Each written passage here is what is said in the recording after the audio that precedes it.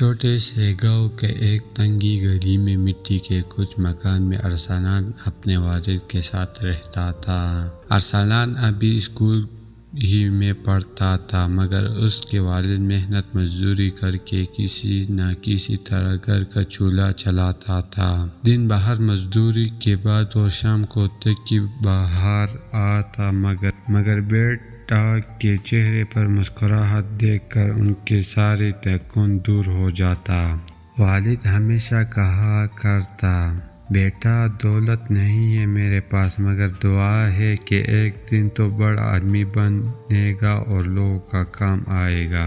ارسلان دل ہی دل میں یہ عہدہ کرتا کہ ایک دن وہ اپنے باپ کے خوابوں کو سچا کرے گا۔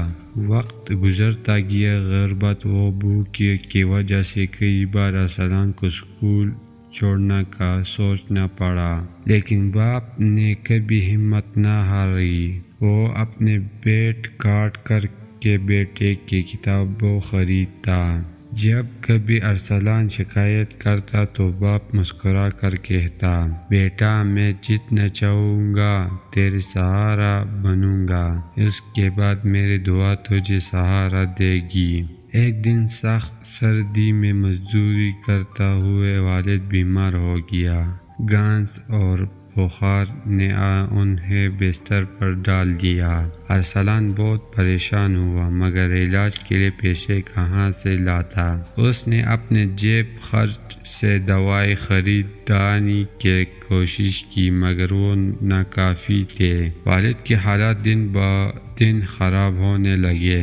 آخر دن آیا، والد بستر پر لیٹا تھا، سانسوں کمزوری ہو رہا تھا۔ ارسلان ان کے قریب بیٹھا رونا لگا، ابا مجھے چھوڑ کر نہ جائے، میں اب کچھ بھی نہیں کر پایا۔ والد نے کمزوری ہاتھوں سے بیٹی کے آنسو صاف کیا اور کہا، بیٹا رونا نہیں، میں جا رہا ہوں، مگر تیرے لیے اپنی آخر دعا چھوڑ رہا ہوں، تو ایک دن ضرور کامیاب ہوگا، یاد رکھ کے میرا فخر ہمیشہ تیرے ساتھ ہے۔ یہ الفاظ کہا کر والد نے بیٹی کو آخر بار دیکھا اور لبوں پر مسکراہٹ لے اور اس دنیا سے رخصت ہو گیا۔ وہ لمحہ ارسلان کی زندگی کے سب سے مشکل لمحہ تھا، لیکن اس نے باپ کے خواب کو اپنے مقصد بنا لیا۔ دن رات پڑھائی محنت کی اور آخر کار ایک بڑا افسر بن گیا۔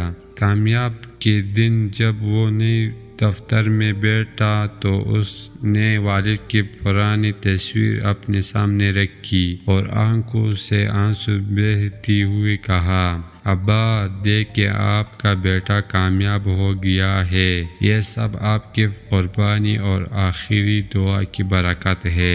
سبق: باپ کی محنت اور قربانی زندگی کا سب سے بڑا سرمایہ ہے۔ ان کی آخری دعا اور مسکراہٹ انسان کے لیے ہمیشہ رہنمائی چراغ بنتی ہے۔